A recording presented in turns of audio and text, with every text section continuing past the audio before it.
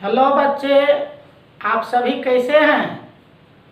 अब पढ़ाई का आनंद ले रहे हैं ना ऑनलाइन के माध्यम से।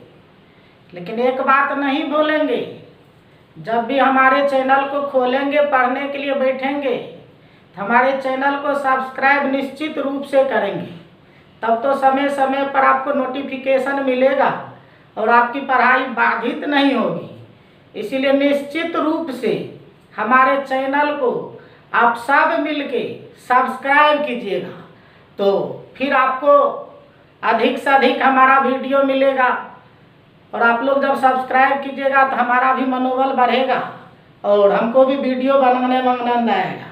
इसीलिए सब लोग निश्चित रूप से इस चैनल को सब्सक्राइब करें और हम लोग आगे बढ़ते रहें। तो बच्चों, पते है कि हम लोग जो शुरू किए हैं वो यूनिट 5 है सरफेस केमिस्ट्री। और ये सरफेस केमिस्ट्री में बताए थे 4 टॉपिक आपको पढ़ना है। उस 4 टॉपिक में एक टॉपिक बेसिक कंसेप्ट है, उसी की बात हम लोग अभी कर रहे हैं और आज से आपका टॉपिक शुरू भी हो जाएगा। तो उस बेसिक में 9 पॉइंट का डिस्कशन हम लोग पीछे कर चुके हैं। आज 10वां पॉइंट से हम लोग आगे बढ़ने जा रहे हैं। Yes sir. तो चलें अब हम लोग आगे बढ़ें। सभी बच्चे लिखेंगे भी, समझते चलेंगे। तो चलिए पहले सभी बच्चे 10वां पॉइंट को लिख डालें। तो लिखिएगा सभी बच्चे, नंबर 10 देंगे और लिखिए कोवैलेंट। कोवैलेंट बॉन्ड,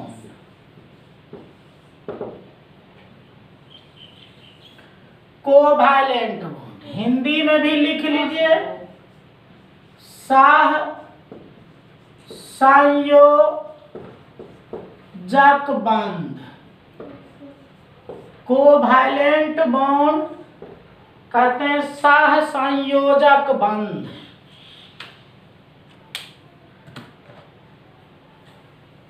तो बच्चों, इसके बारे में आप 11th में पढ़ चुके हैं। 11th के यूनिट 4 में ये पढ़ना था। तो यहाँ जब हम लोग पढ़ रहे हैं इस चैप्टर में, इसका जरूरत आपको होगा। और सभी बच्चे निश्चित रूप से पढ़े हैं आप कि ये जो कोवैलेंट बॉन्ड सह संयोजक बंधन है, ये जनरली प्रायः अधातु के परमाणु के बीच बनता है। ऐसे विशेष केस में दूसरे स्थिति में भी बन जाता है, लेकिन जनरली प्रायः यह अधातु के परमाणु के बीच बनता है और समान संख्या में इलेक्ट्रॉन की साझेदारी के फलस्वरूप बनता है। तो जब भी इलेक्ट्रॉन का साझा होता है इस बॉन्ड में, पता आपको, वो समान संख्या में शेयर होता है और समान संख्या में साझेदारी करके बॉन्ड बनाता है। और जब भी ये बॉन्ड बनता है तो वैसे कंपाउंड को, यौगिक को हम लोग कोवैलेंट कंपाउंड, सह संयोजक यौगिक कहते हैं। तो जैसे हम लोग कह सकते हैं, अब लिख भी सकते हैं। तो चलिए सभी बच्चे लिखिए, यह बॉन्ड प्रायः अधातु के परमाणु के बीच बनता है,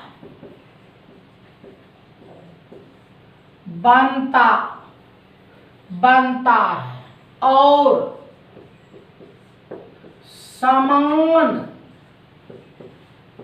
संख्या में इलेक्ट्रॉन की साझेदारी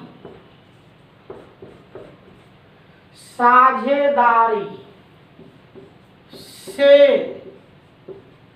बनता है और जिस कंपाउंड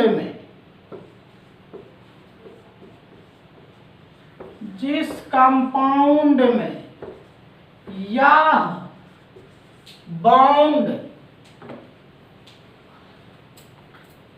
पाया जाता है,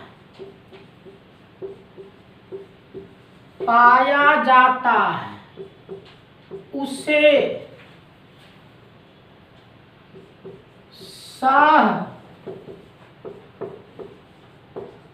सहसंयोजक बंध, सहसंयोजक यौगिक कहते हैं, सहसंयोजक यौगिक कहते हैं। तो चलिए इंग्लिश में भी सभी बच्चे लिख लीजिए, this type of bond,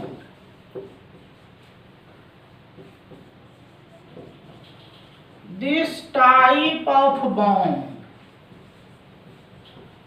is formed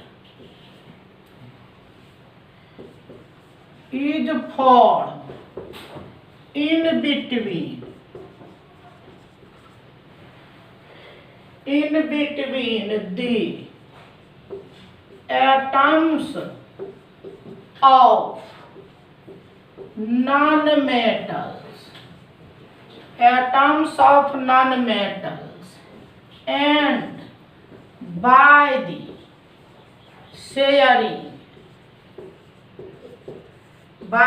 sharing of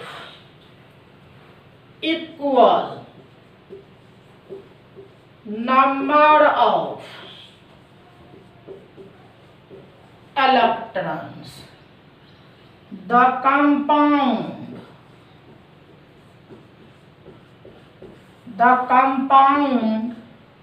in which this type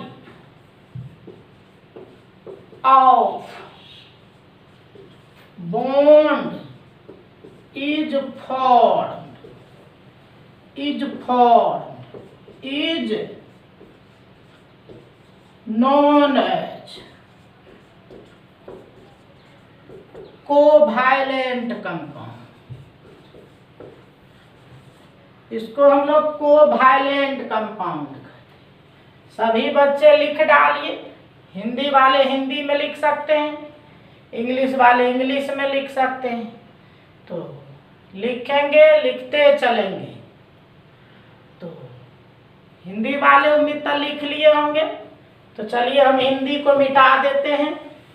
तो ये हिंदी वाले के लिए हो, तो ये जो बॉन्ड बनेगा वास्तव में समान संख्या इलेक्ट्रॉन के साझेदारी के फलस्वरूप बनेगा, शेयरिंग के फलस्वरूप बनेगा। जैसे एक एग्जाम्पल भी हम लोग कह दें, तो एक एग्जाम्पल भी देखिए आप लिख सकते हैं। सभी बच्चे लिख लीजिए उदाहरण को। जैसे देखिए ये H2O है, तो H2O है, तो आप जानते हैं ये जो H2O है, इसमें देखिए ऑक्सीजन का एक एटम है, तो एक एटम ऑक्सीजन लेंगे। हाइड्रोजन का दो एटम है, तो दो एटम हाइड्रोजन लेंगे। और सभी बच्चे जानते होंगे कि ये जो ऑक्सीजन होता है इसके बाहर में 6 इलेक्ट्रॉन होता है। इसके बाहर में ये 6 इलेक्ट्रॉन दिखा दो। और हाइड्रोजन के बाहर में जानते होंगे 1 इलेक्ट्रॉन होता है, ये 1 इलेक्ट्रॉन दिखा देंगे। और इस तरह से देखिए साझेदारी होता है। हाइड्रोजन ऑक्सीजन का एक ले लिया, ये भी हाइड्रोजन ऑक्सीजन का एक ले लिया। अब क्या करेगा ऑक्सीजन, देखिए ऑक्सीजन दोनों से एक एक ले लिया। तो इस तरह से देखिए ये H2O का फॉर्मेशन हो। और इस तरह से देखिए आपके ये बन गए H2O, HOH। तो देखिए ये H2O आपका बन चुका है, जो एक कोवैलेंट कंपाउंड है, क्योंकि देखिए इसमें कोवैलेंट बॉन्ड उपस्थित है। तो यही जो बॉन्ड आप देखिए, यही बॉन्ड आपका है कोवैलेंट बॉन्ड। ये कोवैलेंट बॉन्ड। तो ये जो कोवैलेंट बॉन्ड होता है यह आयनिक बॉन्ड से कमजोर होता है। तो नीचे पैराग्राफ चेंज करके सभी बच्चे लिख लीजिए। लिखिएगा यह बॉन्ड कोवैलेंट, यह बॉन्ड आयनिक बॉन्ड से कमजोर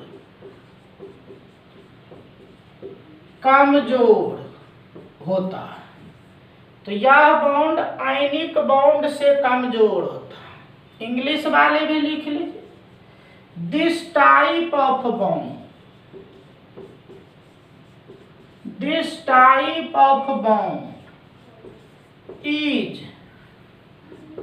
is weaker than the ionic bond। तो यह बॉन्ड जो होता है सहसंयोजक बॉन्ड, यह आयनिक बॉन्ड से कमजोर होता है। तब लोग यहाँ चूंकि बेसिक में पढ़ रहे हैं तो बस इतना ही, केवल नाम से आपको हम परिचय करा दिए हैं, बाकी तो आप डिटेल 11th में पढ़ते हैं। तो थोड़ा चर्चा हम कर दिए, चूंकि ये टर्म हम यूज करेंगे। तो चलो अब आगे बढ़ते, एक नया चीज यहाँ देखिए सुनने को मिला, आयनिक बॉन्ड। तो आयनिक बॉन्ड, तो अब हम लोग चलते हैं अगले नंबर में। तो नंबर 11 लिखिए और लिखिएगा आयनिक बॉन्ड। आयनिक बॉन्ड, तब हम लोग इस आयनिक बॉन्ड में चलते हैं, देखते हैं इस आयनिक बॉन्ड के बारे में। तो वास्तव में हिंदी में भी कहते हैं आयनिक बंधन, तो हिंदी भी लिख लीजिए आयनिक बंध। तो यह आयनिक बंध है, तो हमको जरूरत होगा इसका भी। तो देखिए ये जो आयनिक बॉन्ड है, आप सभी बच्चे अगर पढ़े 11th तो सुने होंगे, ये जो प्रायः होते हैं धातु और अधातु के परमाणु के बीच बनता है। एक परमाणु धातु का रहेगा और एक अधातु का परमाणु रहेगा, और धातु इलेक्ट्रॉन को छोड़ेगा और अधातु उसको ग्रहण कर ले। और धातु जब छोड़ेगा तो जानते होंगे उस पर पॉजिटिव चार्ज डेवलप हो जाए, और अधातु ग्रहण करेगा तो उस पर निगेटिव चार्ज डेवलप हो जाए। अब क्या होगा, वो पॉजिटिव और निगेटिव चार्ज डेवलप हुआ, अर्थात धनायन और ऋणायन बन गया। और सभी बच्चे जानते होंगे कि धनायन और ऋणायन के बीच आकर्षण बल कार्य करता है। तो दोनों में आकर्षण बल कार्य करेगा और आपके मोलेक्यूल या कंपाउंड का फॉर्मेशन हो जाएगा। तो इस तरह से आयनिक बॉन्ड में इलेक्ट्रॉन का ट्रांसफर होता है और पॉजिटिव और निगेटिव चार्ज डेवलप होता है। तो पॉजिटिव जब डेवलप हुआ जानते होंगे उसको कैटायन कहते हैं, और निगेटिव जब डेवलप हुआ तो उसको एनायन कहते हैं। और इसी कैटायन एनायन में अट्रैक्शन फोर्स लगता है और आयनिक कंपाउंड का फॉर्मेशन हो जाता है। और अभी तो हम लिखे थे कि इस बॉन्ड से कोवैलेंट बॉन्ड कमजोर होता है, मतलब कोवैलेंट बॉन्ड से यह बॉन्ड जो है ये मजबूत होता है। तो चले सभी बच्चे इसके बारे में लिखिए। तो लिखे, यह बॉन्ड प्रायः अधातु और धातु के परमाणु के बीच बनता है और इलेक्ट्रॉन के स्थानांतरण के फलस्वरूप बनता है। इलेक्ट्रॉन के स्थानांतरण के फलस्वरूप बनता है। मेटल धातु का परमाणु इलेक्ट्रॉन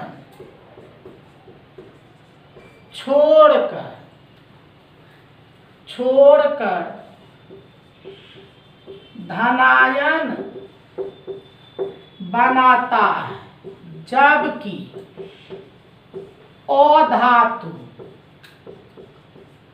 अधातु का परमाणु इलेक्ट्रॉन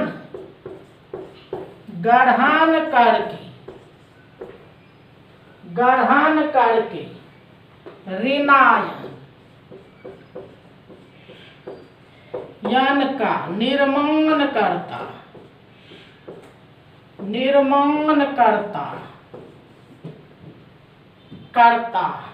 अब धनायन और ऋणायन आपस में मिलकर एक यौगिक का निर्माण कर देता है, जिसे आयनिक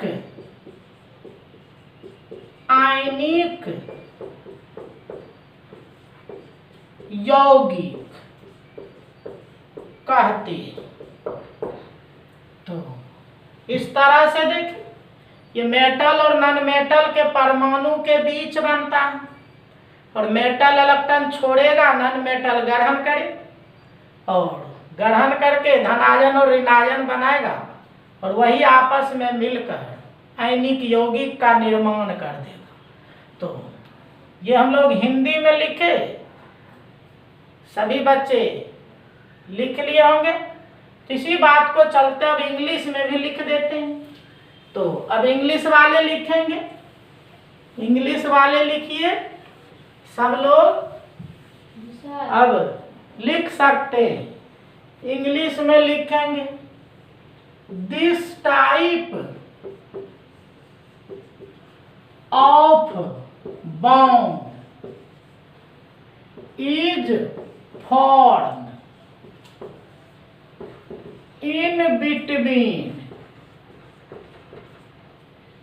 in between atoms of metal and non-metal.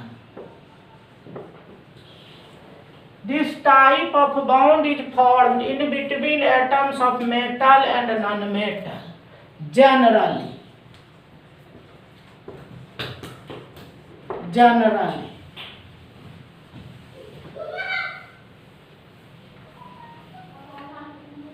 तो atoms of metal loses electron and hence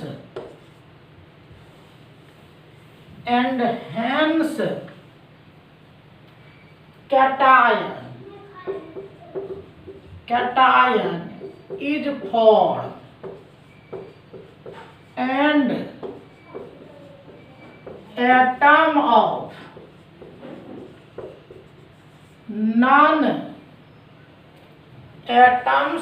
non-metal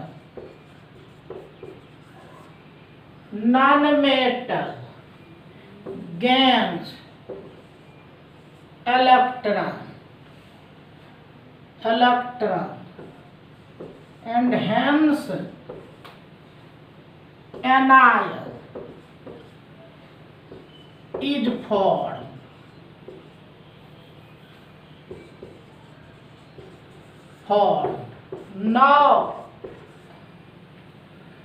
Now cation and anion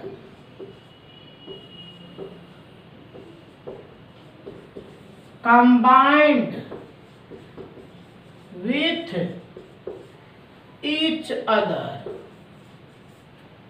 combined with each other and forms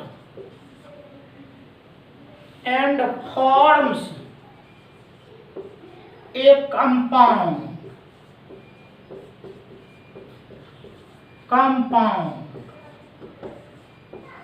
which is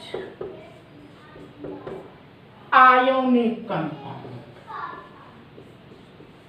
जो आयोनिक कंपाउंड होता है। तो लिखिएगा सभी बच्चे, आनंद लेंगे इस पढ़ाई का। ऐसे थोड़ी बहुत परेशानी तो होती है, लेकिन चूंकि लॉकडाउन चल रहा है इसीलिए आदत आप सबों को बनाना पड़ेगा, और आप भी प्रयास करेंगे, हम भी प्रयास करते रहते हैं। तो अगर आप प्रयास करते रहेंगे तो धीरे धीरे आपको भी परेशानी नहीं होगी और हमें भी परेशानी नहीं होगी। इसीलिए विशेष ध्यान देंगे, पढ़ते चलेंगे, नोट्स बनाते चलेंगे और लिखते चलेंगे, तो फिर कहीं कुछ छूटेगा नहीं। क्योंकि हम पार्ट 1 पार्ट 2 इस तरह से पार्ट करके रूप में आपको मटेरियल प्रोवाइड करते जा रहे हैं, और आप नोट्स बनाते चलेंगे। पार्ट को देखिएगा और पार्ट को देखते हुए काम को आगे बढ़ाते जाइएगा, फिर किसी तरह की परेशानी नहीं होगी। अगर किसी को परेशानी हो जाए तो आप हमारे व्हाट्सएप नंबर पे कमेंट करके भेज सकते हैं और फ़ोन करके भी आप पूछ सकते हैं। तो चलिए, ये आयनिक कंपाउंड के बारे में हम लोग देख रहे थे, तो ये प्रायः बच्चे लिख लिए होंगे। अब हम लोग इसका भी एक उदाहरण रख देते हैं। तो चलिए, जैसे सबसे हाईलाइटेड जो उदाहरण इसका है, सबको पता है कि NaCl, जिसको आप नमक कहते हैं, सोडियम क्लोराइड, आयनिक कंपाउंड का सबसे हाईलाइटेड एग्जाम्पल है। तो उसी एग्जाम्पल को लिख लीजिए।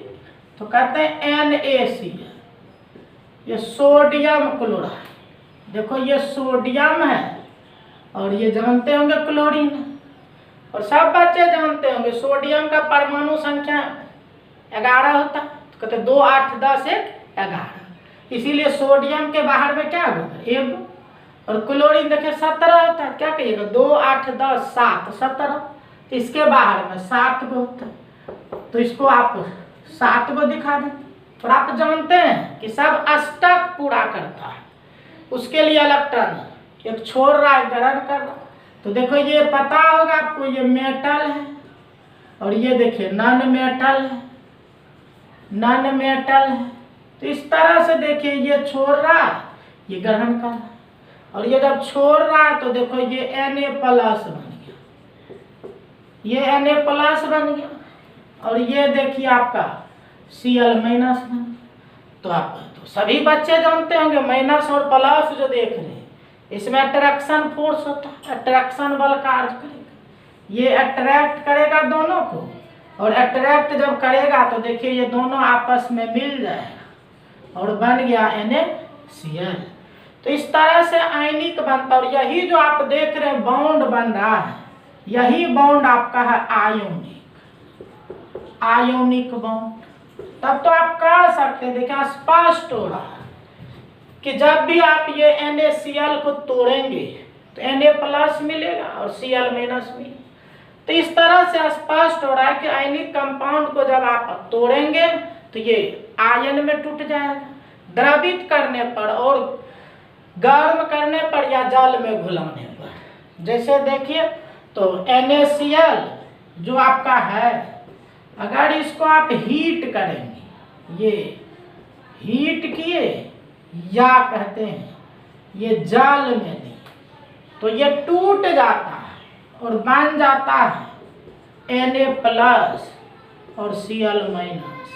तो इस तरह से आप देख सकते हैं कि इस प्रकार के कंपाउंड को जल में जब देंगे या गर्म करेंगे तो ये आयन में टूट जाता है।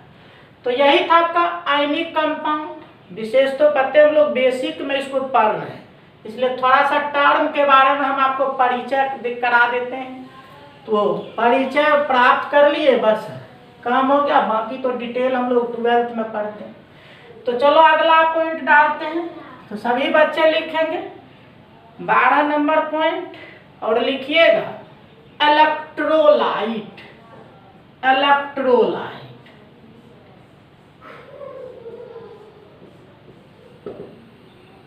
ये इलेक्ट्रोलाइट ऐसे देखिए, इसके बारे में डिटेल कहानी आपके यूनिट 3 में है इस इलेक्ट्रोलाइट के बारे में, लेकिन हमको थोड़ा सा जरूरत है इसके बारे में, इसीलिए थोड़ा परिचय करा देते हैं।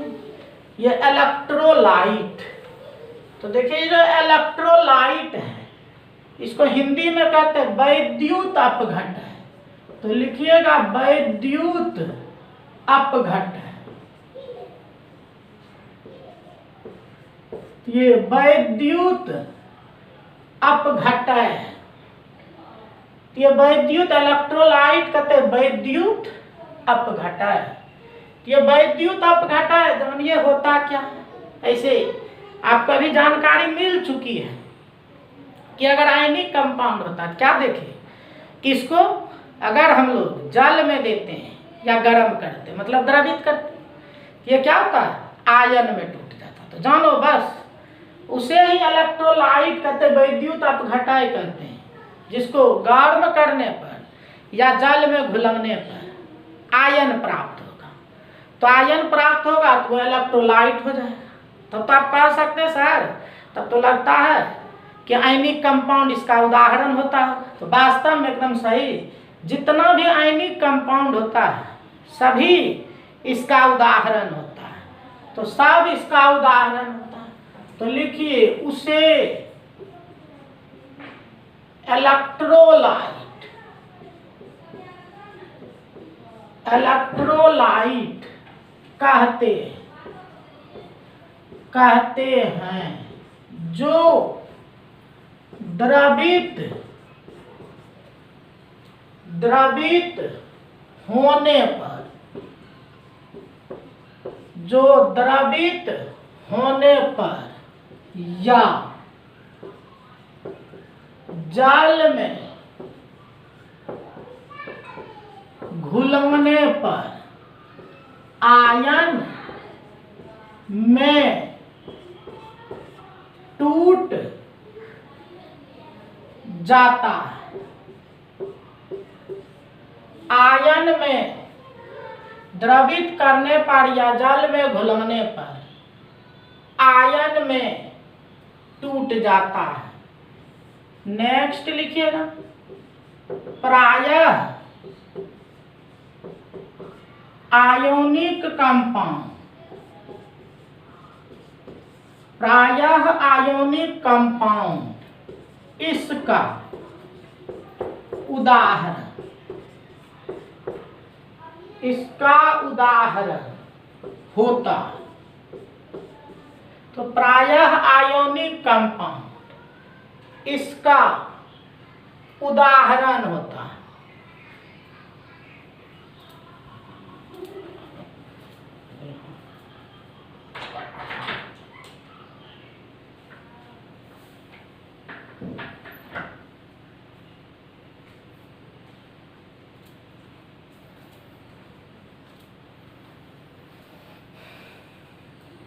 चलिए, उधर से थोड़ा सा आवाज आ रही थी, इसीलिए दरवाजा को बंद कर दिए ताकि आप डिस्टर्ब न हो। तो प्रायः आयोनिक कंपाउंड इसका उदाहरण होता है। इंग्लिश वाले भी लिखे those compounds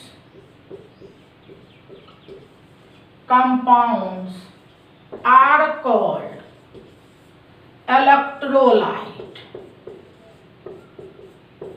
electrolyte, which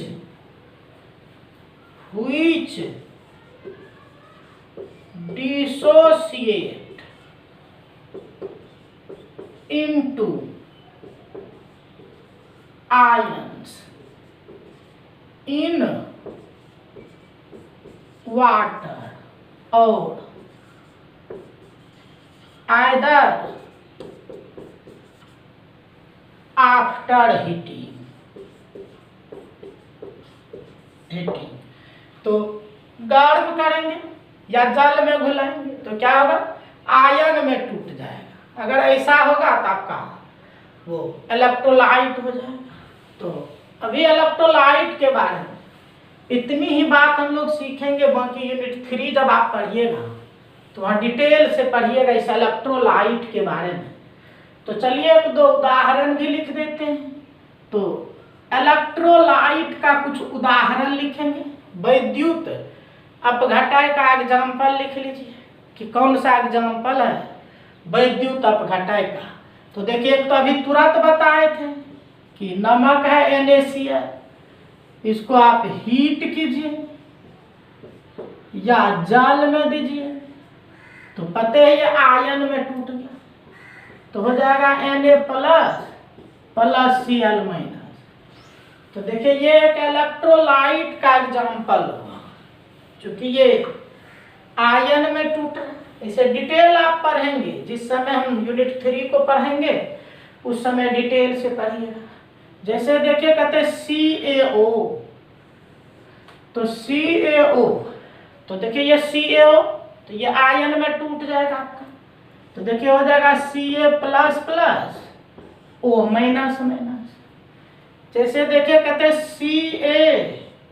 CaCl2, तो CaCl2 तो ये भी देखिए क्या होगा Ca++ और 2Cl-। तो इस तरह से देखिए ये these are examples of electrolyte. ये सब आपका इलेक्ट्रोलाइट का उदाहरण है। इस तरह से बहुत सारा है, ढेर सारा, लेकिन हम टर्म यूज करेंगे इस इलेक्ट्रोलाइट के बारे में, इसीलिए अभी लिख दिए इस इलेक्ट्रोलाइट के बारे में। तो ये था आपका इलेक्ट्रोलाइट। चलिए अब आगे बढ़ाते हैं, नेक्स्ट पॉइंट में चलते हैं। तो चलो नंबर 13 लिखें।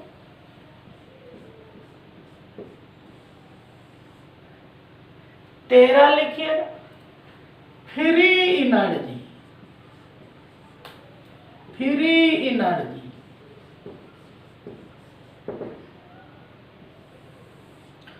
फ्री एनर्जी तो ये टॉपिक आपके 11th से संबंधित है। 11th के यूनिट 6 में ये टॉपिक आपका था फ्री एनर्जी।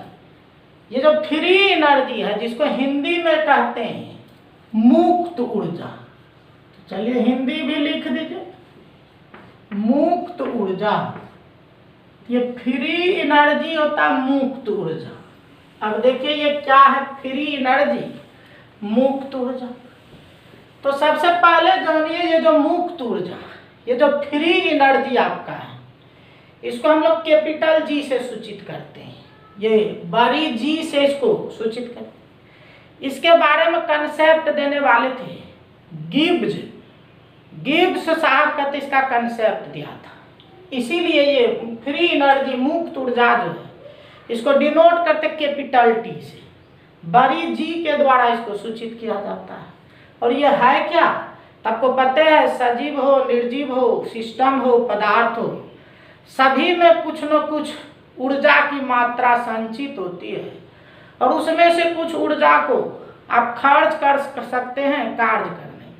तो कहते हैं किसी भी पदार्थ या सिस्टम में संचित ऊर्जा के उस भाग को मुक्त ऊर्जा कहते हैं, जिसको आप कार्य के रूप में खर्च कर सकते हैं।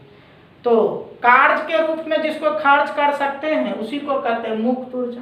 और ये जो मुक्त ऊर्जा बता इसको डिनोट करते हैं G से। और जानते हैं इसका डिफरेंस जो हम लोग निकालता था डेल्टा G की गणना करते हैं, वो करते हैं एक इक्वेशन की सहायता से, जिसको हेल्महोल्ट्ज का इक्वेशन कहते हैं। तो उसी इक्वेशन की सहायता से ये कैलकुलेट किया जाता है। तो चलिए सभी बच्चे पहले हिंदी वाला लिख लीजिए, फिर इंग्लिश वाले भी लिखेंगे। तो लिखिएगा एक बार देखें, इसका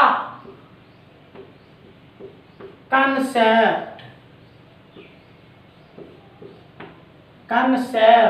गिब्स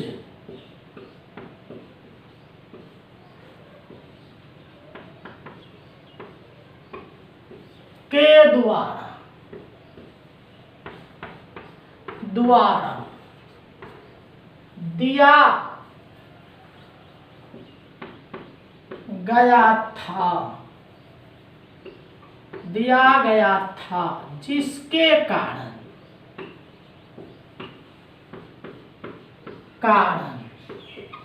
इसे जी के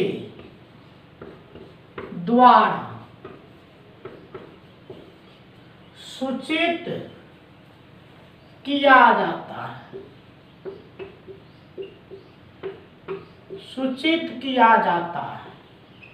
इंग्लिश वाले लिख लिखे the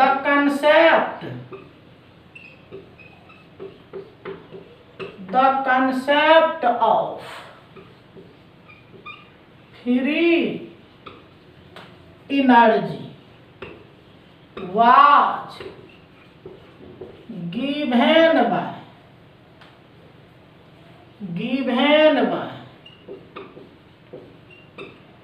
given by Gibbs, so it is denoted by G। इसीलिए इसको G से हम लोग सूचित करते हैं। तो फिर आगे लिखेंगे पदार्थ या निकाय में संचित ऊर्जा के उस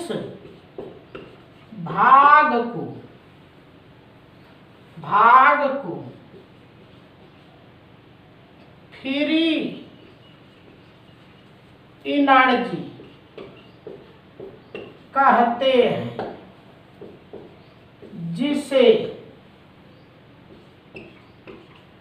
खर्च करना संभव होता है, जिसे खर्च करना पदार्थ या निकाय में संचित ऊर्जा के उस भाग को फ्री एनर्जी कहते हैं, जिसे खर्च करना संभव होता है। तो चलिए ये हिंदी में लिख दी। चलिए अब इंग्लिश वाले भी लिख लेंगे। इंग्लिश में लिखिए, लिखिए the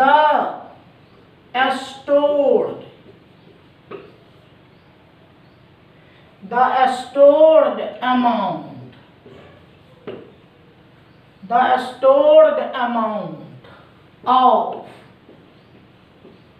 of energy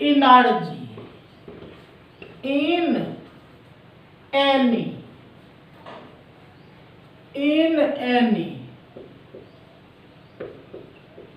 system or matter.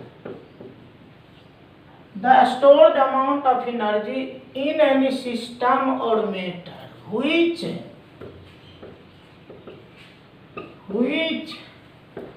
can be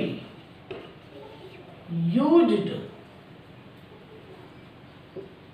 in any work is called free energy। तो फ्री एनर्जी, इसी को हम लोग फ्री एनर्जी कहते हैं। तो बच्चे ध्यान देंगे, अभी हम लोग ये बेसिक में पढ़ रहे हैं और बेसिक में केवल परिचय करा देते हैं, बाकी डिटेल तो आप 11th में पढ़ते हैं। तो ये परिचय लिए हम लोग, तो ये फ्री एनर्जी। तो बता इसकी गणना हम लोग एक इक्वेशन करते हैं, हेल्महोल्ट्ज इक्वेशन कहते हैं। तो नेक्स्ट लिखे फ्री एनर्जी के परिवर्तन, फ्री एनर्जी के परिवर्तन की गणना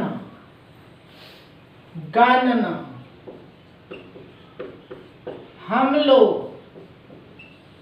हेल्महोल्ट्ज इक्वेशन से करते हैं। हेल्महोल्ट्ज इक्वेशन से करते हैं जो निम्न। तो इंग्लिश वाले भी लिख लीजिए, देखिए change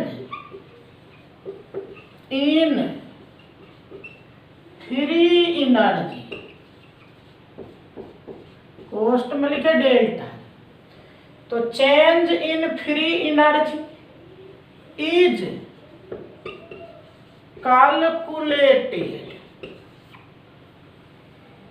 calculated with the help of Helmholtz equation. This equation is as below. तो चलिए अब हेल्महोल्ट्ज इक्वेशन को लिख लो। तो क्या ये हेल्महोल्ट्ज इक्वेशन? तो हेल्महोल्ट्ज इक्वेशन की बात हम लोग कर रहे हैं। तो ये हेल्महोल्ट्ज इक्वेशन होता, कहते हैं डेल्टा जी बराबर delta H minus T delta S. ये हेल्महोल्ट्ज का equation, delta G equal to delta H minus T delta S. तो ये हेल्महोल्ट्ज का इक्वेशन है, सभी बच्चे लिखेंगे। तो this equation is known as Helmholtz equation. इसको हम लोग हेल्महोल्ट्ज इक्वेशन कहते हैं। तो हेल्महोल्ट्ज इक्वेशन, ये हेल्महोल्ट्ज इक्वेशन है। और इसमें देखिए सब कुछ हम बता चुके हैं आपको। याद करो, ये डेल्टा एच बताए थे पीछे, ये क्या है? तो चेंज इन इंथैल्पी है, पीछे बता चुके हैं। और ये भी पीछे बता चुके हैं, इसी बेसिक कंसेप्ट में हम। ये चेंज इन एंट्रोपी है। और ये तो पहले से आप जानते हैं, ये एब्सोल्यूट टेम्परेचर है। T is absolute temperature. ये एब्सोल्यूट टेम्परेचर होता है T। और सब कुछ क्या है, कैसे, अगर आप फर्स्ट पार्ट से पढ़ते आ रहे हैं तो सब आप समझ रहे होंगे। किसी को कोई परेशानी नहीं हो रही होगी, जैसा कि मुझे लग रहा। तो लिख सकते हैं जहाँ, पुनः लिख लीजिए जहाँ। ये तो ऊपर में भी हम लिख दिए, डेल्टा जी है चेंज इन फ्री एनर्जी। ये change in free energy, delta H है change in enthalpy, change in enthalpy. Delta S है चेंज इन एंट्रोपी। ये चेंज इन एंट्रोपी। और ये टी है एब्सोल्यूट और केल्विन टेम्परेचर।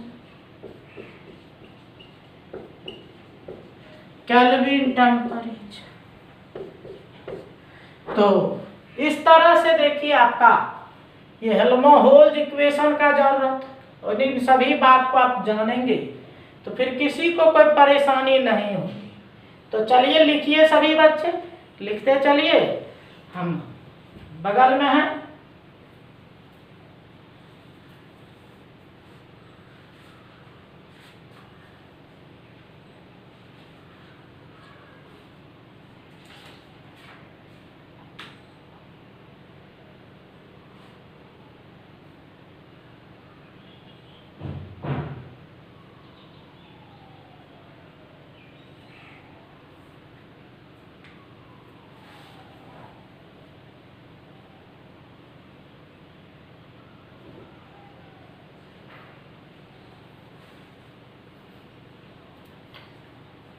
चलिए सभी बच्चे लिख लिए होंगे।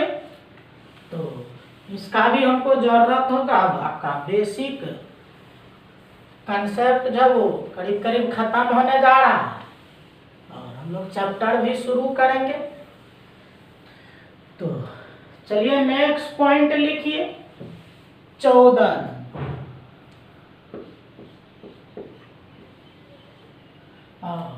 ये 14 नंबर लिखिए मोल।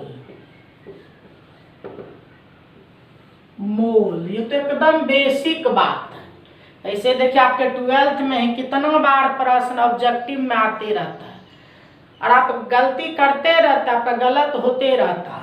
तो ये जो मोल है ऐसे जानते होंगे आप, हिंदी में भी यही कहते हैं। डिफाइंड करेंगे वहां हमको जरूरत होगा इसका कि मोल। तो जब ये जो मोल है, अब देखते हैं, पहले थोड़ा सा समझिए उसके बाद लिखिएगा। जब बोलेंगे लिखने के लिए तब लिखिएगा। देखते हैं, लिखते हैं 6.022 गुना 10⁻²⁰। जैसे ये मोल की बात होती है बच्चे के दिमाग में, ये नंबर तुरंत आ जाता है, लेकिन इसमें कन्फ्यूजन क्या, तो कोई ये माइनस करता है कोई प्लस करता है।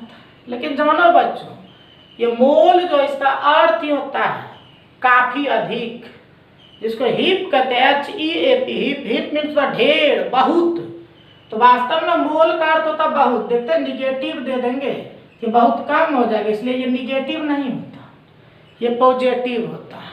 तो मोल क्या है, तो यही नंबर, इस नंबर को हम लोग कहते हैं मोल। तो आप इतना केवल याद रखिएगा, बाकी आप जानते ही होंगे प्रायः बच्चे कि ये जो 1 मोल होता है ये होता है 6.022 गुना 10⁻23। और जानते होंगे ये जो नंबर है, इसी नंबर को बोलते हैं एवोगाड्रो नंबर, एवोगाड्रोज नंबर। तो यही एवोगाड्रोज नंबर, और इस एवोगाड्रोज नंबर को डिनोट करते हैं, ये डिनोट करते हैं n के फुट पर, ये दे देते हैं। तो यही आपके मोल की बात होती है। चलिए सभी बच्चे लिख लीजिए, ये मोल कहते हैं हम लोग, मोल। लिखिए जल्दी जल्दी।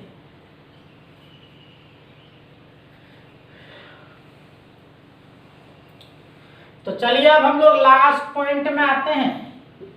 ये 15 नंबर लिखिएगा, बॉन्डर।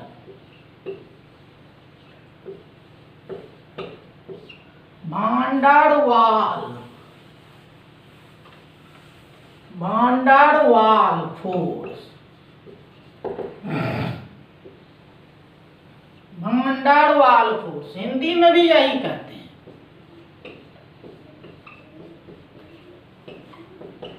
ये भांडार वाल बल कहते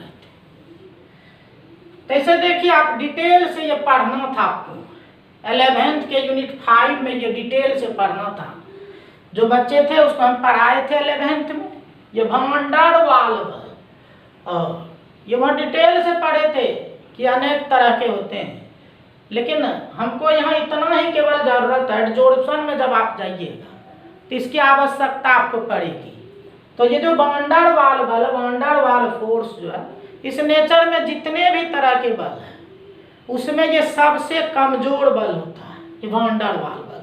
बस इतनी ही बात आपको याद रखना, विशेष याद नहीं रखना है कि ये जो भांडार वाल बल है, it is the weakest nature of force in nature. प्रकृति में यह सबसे कमजोर बल होता है। तो बस इतना ही याद रखना। तो लिखेंगे यह बल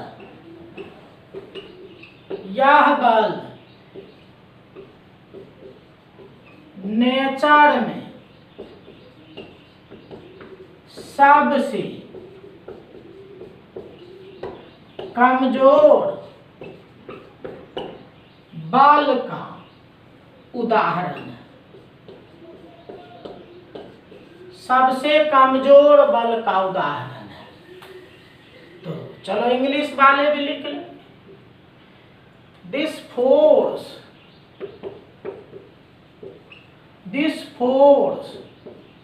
is the example of the weakest nature of force,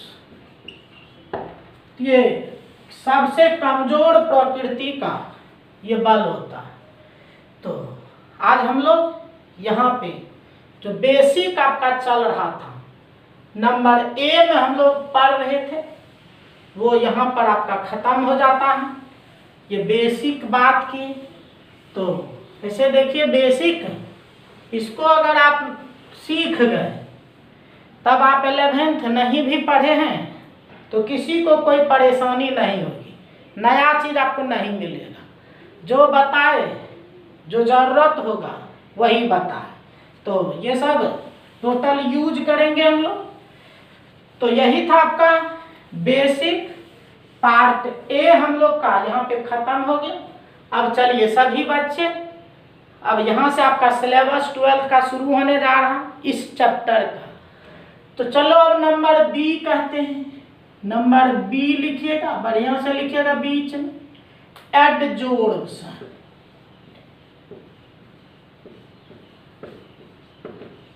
एडजोर्प्शन, इस एडजोर्प्शन को हिंदी में कहते हैं अधिशोषण। तो अधिशोषण, ये जो एडजोर्प्शन है जिसको हिंदी में कहते हैं अधिशोषण। तो चलिए पहले हम लोग थोड़ा सा समझ लेते हैं, थोड़ा समझ लीजिए, जब बोलेंगे लिखने के लिए तो सभी बच्चे लिखिए। तो देखिए ये जो अधिशोषण है, इससे इसी तरह का एक शब्द आप सुने हैं, देखो अवशोषण, अभी नहीं लिखिएगा, यह अवशोषण। और इसी से मिलता जुलता शब्द देखिए लिखे हैं अधिशोषण। तो चूंकि देखिए दोनों मिलता जुलता शब्द है और मिलता जुलता शब्द है, तो आप कहिएगा सर इसमें अंतर क्या है। तो वास्तव में आपको इस दोनों में अंतर पूछा जाता है। आपके परीक्षा में देखिएगा बहुत बार आ चुका है, 2 नंबर वाला पते है आपको, 2 नंबरिया क्वेश्चन आता है, उसी 2 नंबर में ये डिफरेंस के रूप में पूछता है अधिशोषण और अवशोषण में क्या अंतर है। तो देखिए अंतर क्या है, तो पता है कि ये जो चैप्टर हम लोग पढ़ रहे हैं, ये चैप्टर पढ़ रहे हैं, ये ऊपरी सतह पर होने वाले घटना का अध्ययन करते हैं। उसी को याद करो, कहते क्या, सरफेस केमिस्ट्री। तो ये पृष्ठ रसायन। तो वास्तव में ये अधिशोषण क्या होगा, ठोस और द्रव के ऊपरी सतह पर होगा। और ये क्या होगा पूरे में, जैसे देखिए अगर एक हम लोग पदार्थ को ले लिए, ये भी एक पदार्थ ले लिए, अभी लिखिएगा नहीं, तो होता कि अगर मान लीजिए इसी तरह से केवल ऊपरे ऊपर हो रहा, ये देखिए, ये जो हम फिगर बना रहे हैं आपके सामने, ये समझिए आपका अधिशोषण है। और इस तरह से देखिए अगर पूरे में हो रहा इस तरह से, तो समझिए ये जो आपका है ये अवशोषण है। तो ये आपके अधिशोषण हो गए, ये अवशोषण हो गए। तब तो लगता है आपको स्पष्ट हो गया होगा, कह सकते आप सर तब तो लगता है अधिशोषण ऊपरे ऊपर होता है। वास्तव में ये जो अधिशोषण होता है ये ऊपरे ऊपर होता है, जबकि ये जो अवशोषण होता है ये किसी भी पदार्थ के पूरे बॉडी में होता है। तो इतनी बात देखिए आप कह सकते हैं, ये जो अधिशोषण है ये किसी भी ठोस या द्रव के ऊपरी सतह पर होता है और ये किसी भी पदार्थ के पूरे बॉडी में होता है। तो ये पूरे बॉडी में होता है, ये ऊपरे ऊपर होता है। उसके बाद देखिए इसमें जो आकर्षित हुआ उसका सांद्रण केवल ऊपरी सतह पर बढ़ा और इसके में पूरे बॉडी में। तो अंतर लिखने की बात आएगी तब देखिए हम लोग इजली आराम से लिख देंगे, अंतर आराम से हो जाएगा। ये अधिशोषण हुआ और ये देखिएगा आपका अवशोषण हो गया। तब अधिशोषण कहेंगे किसको, तो देखिए अधिशोषण, ये अधिशोषण एक पृष्ठीय घटना है, एक सरफेस फेनोमेना है जिसमें मोलेक्यूल अणुओं का तो आकर्षण होता है, लेकिन आकर्षित अणुओं का सांद्रण ठोस एवं द्रव की केवल ऊपरी सतह पर बढ़ता है तो उसको हम लोग कहते हैं अधिशोषण, लेकिन पूरे में बढ़ेगा तब कहेंगे अवशोषण। तो चलिए, जैसा कि हमको लग रहा है आप सभी इस बात को समझ गए होंगे कि अगर ऊपर ऊपर होगा तो वो होगा अधिशोषण और पूरे बॉडी में होगा तब हो जाएगा वो अवशोषण। तो ये जो आपके हो रहे हैं ये आपके अवशोषण हो रहा है और ये अधिशोषण हो रहा है। तो चलिए अब सभी बच्चे लिख डालिए क्या अधिशोषण। तो लिखेंगे, पहले हिंदी वाले लिख लीजिए, लिखिए अधिशोषण। अधिशोषण एक पृष्ठीय घटना है जो अधिशोषण एक पृष्ठीय घटना है जिसमें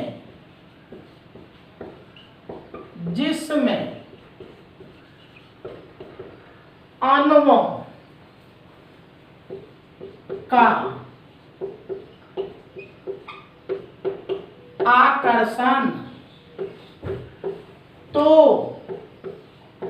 होता है लेकिन आकर्षित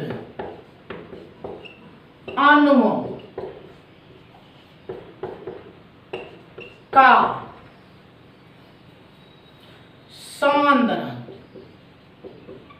सांद्रण ठोस एवं द्रव की केवल ऊपरी सतह पर बढ़ता है। ऊपरी सतह पर बढ़ता है। चलिए इंग्लिश वाले में लिख लीजिए। तो कहते हैं adsorption. Adsorption is a surface phenomenon in which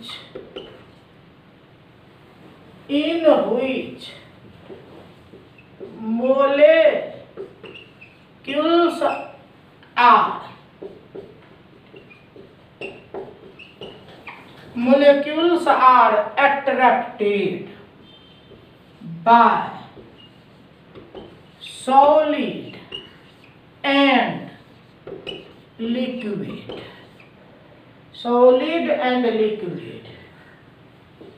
and concentration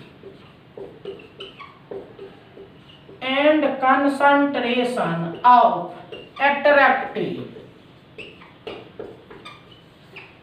attracted molecules increases. Molecules are increases only on upper surface of solid and liquid. तो केवल ऊपरी सतह पर सांद्रण बढ़ता है। तो यही अधिशोषण पृष्ठीय घटना, केवल ऊपरी सतह पर सांद्रण बढ़ेगा। तो चलिए सभी बच्चे इंग्लिश वाले लिख डालिए। इस तरह से ऊपरी सतह पर केवल सांद्रण बढ़ेगा, इसी को कहते हैं हम लोग एडजॉर्प्शन, अधिशोषण। ये अधिशोषण। अब देखिए हुआ क्या, देखेंगे पहले, जब बोलेंगे तब बाद में लिखिएगा। जैसे देखो ये अभी क्या देखे, मान लो ये आपका चारकोल है और चारकोल पे ये सुक्रोज का आपका अधिशोषण हो रहा, तो सुक्रोज का अधिशोषण। तो जानिए जिसका अधिशोषण होगा उसको हम लोग उसको हम लोग अधिशोष कहते हैं, एडजोर्बेट कहते हैं। और जिसके सतह पर होगा उसको अधिशोषक कहते हैं, एडजोर्बेंट कहते हैं। तो यहाँ देखिए चारकोल के सतह पर हो रहा है, तो ये जो चारकोल के सतह पर हो रहा है तो ये आपके एडजोर्बेंट है, अधिशोषक। और ये सुक्रोज का हो रहा, तो सुक्रोज जो है वो आपको अधिशोष है, एडजोर्बेट है।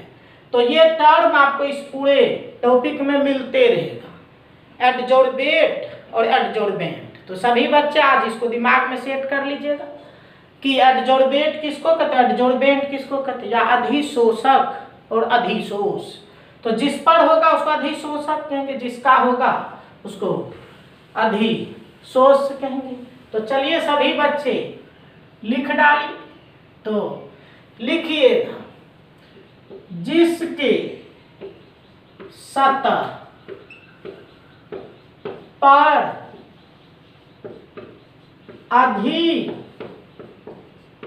अधिशोषण की क्रिया होती है उसे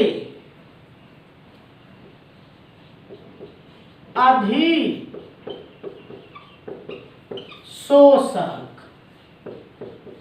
और जिसका होता है उसे अधिशोष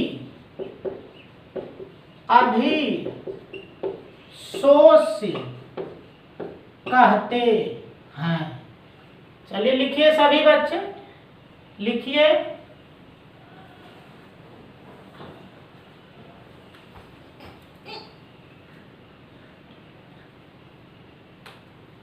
लिखे? तो चलिए ये हिंदी में हो गया, अब इंग्लिश में लिख डालिए इसको।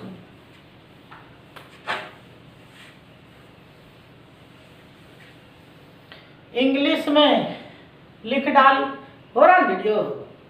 तो चलिए इंग्लिश में लिख डालिए। तो लिखेंगे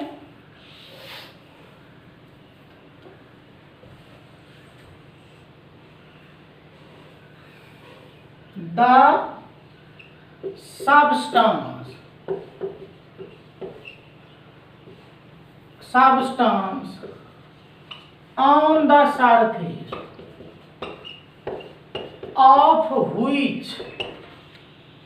on the surface of which adsorption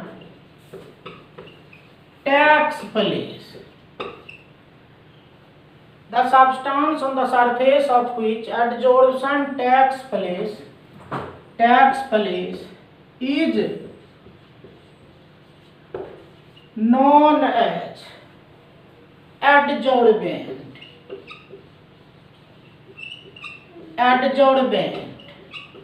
and the substance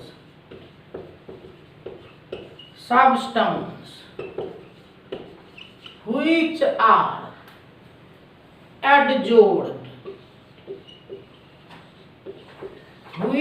are adsorbed are called adsorbate। तो इस तरह से आप एडजोर्बेंट और एडजोर्बेट की बात कर सकते हैं। तो ये हो जाता है जिसके सतह पर होता है उसको हम लोग अधिशोषक कहते हैं, और जिसका होता है उसे अधिशोष कहते हैं, जिसको इंग्लिश में भी कहते हैं, हम लोग एडजोर्बेंट और एडजोर्बेट। अब चलिए डायग्राम भी सभी बच्चे फिगर भी बना लीजिए। जैसे देखो ये जैसे है आपका, ये देखिए आपके ये चौक, ये चौक या चारकोल है, चारकोल। इसके सतह पे देखिए इस तरह से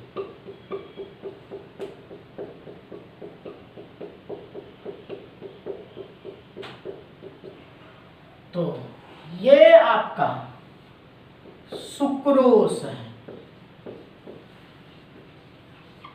ये सुक्रोस है। तो इस तरह से देखिए हम लोग क्या देख रहे हैं कि ये चौक या चारकोल के सतह पर हो रहा है, और ये चौक या चारकोल के सतह पर हो रहा है। तो ये आपका जो चौक या चारकोल हुआ, ये हुआ एडजॉर्बेंट, ये एडजॉर्बेंट हुआ। अधिशोषक, ये अधिशोषक हुआ। और ये जो सुक्रोस का हो रहा है, ये सुक्रोस का जो हो रहा है, ये हुआ एडजॉर्बेट, एडजॉर्बेट, अधिशोष। तो ये आपके अधिशोष है। इस तरह से अधिशोषक और अधिशोष को आप संभाल के रखिएगा। लेकिन देखिए यही अगर ये हम कह देते इस तरह से, देखिए तो ये जो आपके हो रहा है, तो ये ऊपर वाला एडजॉर्प्शन, एडजॉर्प्शन, और ये हो रहा है, ये आपका एब्जॉर्प्शन हो। तो चलिए बस ये हम लोग आज एडजॉर्प्शन के बारे में थोड़ी सी चर्चा हम लोग किए। और ये देखिए फिगर से स्पष्ट लग रहा है, ये एडजॉर्प्शन है, ये एब्जॉर्प्शन है। इसको हिंदी में कहते हैं अवशोषण, अवशोषण। और इसको तो ऊपर भी हम लिख दिए हैं, इसको कहते हैं अधिशोषण, अधिशोषण। तो अभी देखें, आज हम लोग अपने सिलेबस में प्रवेश कर चुके हैं, और सिलेबस में प्रवेश कर चुके हैं। तो अब इसी तरह से आपका सिलेबस आगे बढ़ते रहेगा। आप भी प्रयास करेंगे, सभी कुछ को बढ़िया से पढ़ते रहें, कोई चीज़ छूटे नहीं, क्योंकि हम किसी चीज़ को छोड़ नहीं रहे। तो आज आपका क्लास यहीं पर समाप्त होने जा रहा है, और अगले दिन हम लोग यहीं से जस्ट आगे बढ़ेंगे। तब तक के लिए धन्यवाद। तो अगले दिन हम लोग मिलेंगे। तो बाय बाय।